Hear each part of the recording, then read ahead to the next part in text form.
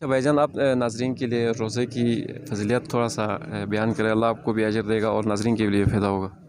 جی سلیم صافی بھائی، روزہ دین کا ایک اہم رکن ہے، ٹھیک ہے۔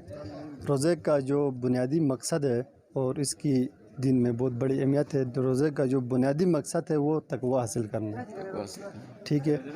اور اس کے جو پس پردہ جس کے جو مقاصد ہے وہ ہے معاشرے میں روزے کے ذریعے، ٹھیک ہے، روزے کے ذریعے انسان اپنا جو نفس ہے، نفس کے خلاف مجاہدہ کرے۔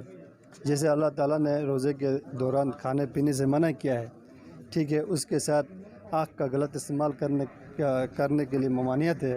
اسی طرح زبان کا غلط استعمال کرنا، پاؤں کا، ہاتھ کا، یعنی کہ جسم کے جو اعضاء ہے انسانی جسم کے، ان سب کا اپنے اپنے مقدار میں رکھنا، اسی کو روزہ کہتے ہیں، ٹھیک ہے، جو شرعاً جو مختص کیا ہے اسلام نے۔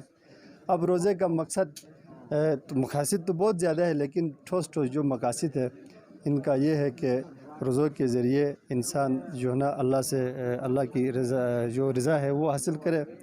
اور اس کے ساتھ روزہ جب انسان رکھتا ہے تو وہ روزے کے ذریعے جو ہے نا اگر اس کو غصہ بھی آ جاتا ہے درمیان میں تو اس غصے کو پی جائے، ٹھیک ہے، لوگوں کو معاف کرے، اور غیبت، چغلی اور جو ممانعت ہے، نہی عن المنکر ہے اسلام میں، اس سے باز آئے، ٹھیک ہے۔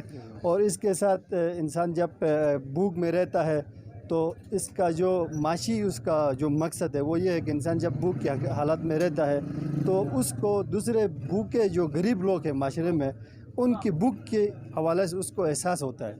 اسی طرح وہ اپنی جو دولت ہے یا لوگوں سے جو مخیر حضرات ہے ان کو یہ تلقین کرتا ہے کہ جو اپنی دولت وہ جمع کیا ہوا ہے اپنی بساط کے مطابق وہ غریبوں میں تقسیم کرے۔